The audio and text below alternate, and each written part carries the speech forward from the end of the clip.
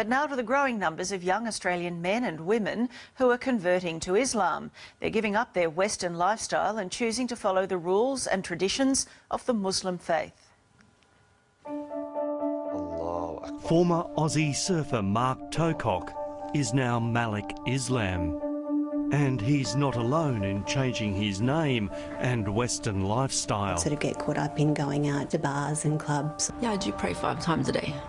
You get up at 4 o'clock in the morning? 4:35. Blue-eyed, fair-skinned Aussies. Oh, she has blonde hair. Yeah. Embracing a faith that some people associate with religious extremism. After 9/11, I actually went out and did some kind of nasty things to Muslim people when I seen them in the street. And their parents. When he said to you, I want to convert, what were your thoughts? Immediately? Ooh. I mean, geez, what are we going to do? Rebecca grew up in an Anglican school, loved sport and a suntan. My parents never enforced religion upon us. I did feel that I did practice my religion. I used to turn up to church all by myself because I've always believed that I've had a relationship with God. And like many Aussie teenagers, she was also going out partying and drinking. I was what you would call like an easygoing, free-spirited type of girl. But she says she found herself getting depressed by the Australian way of life. So 10 years ago, converted to Islam with its strict rules on lifestyle. And then 3 years later, she started wearing the headscarf known as a hijab. When I was ready to wear the hijab, I made the decision on my own that I want to wear the hijab. But there's no enforcement upon me that I need to wear hijab. Rebecca grew up in a sporting family.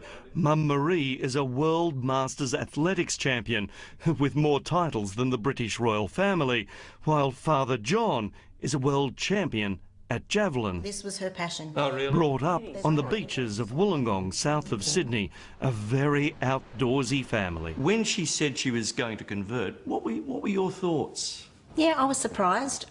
She asked the question, what did I think about her changing and converting to Muslim? And I said, if that's your choice, you're our daughter, you'll always be our daughter, and we're proud of you. And if that's what you want to do, well, then we support you. And while there are very different physical and social changes to their daughter, they are enormously proud. Well, the drinking I don't miss. I still go out with my girlfriends, I still have coffee, I still go to fundraisers, I enjoy myself. I actually am so happy with my lifestyle now that I don't really reminisce on the times before.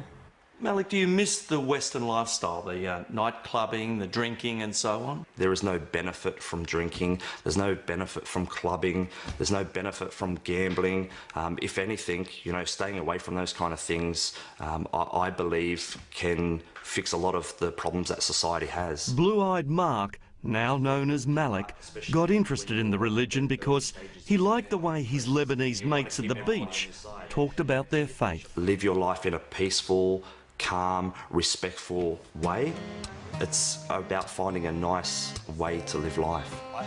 He's since met his wife Asma, and together they run a successful small business. As long as he's happy. And he has been. His father Brian is a retired salesman, and Mum Chris works at Woolies. And although they don't celebrate Christmas as a family anymore... We don't love him, Les. No, still our son. Yeah, you can never change that. But he has changed his name. You felt at the time he wanted to become part of that society, which he couldn't do with his English name. Right, he would have always been an outsider. So it was a bit surprising to them. Not all parents are as accepting. They were a bit concerned. Siobhan grew up in Sydney's eastern suburbs, went to a Catholic school, and is the daughter of a plumber. The bars and clubs are no more.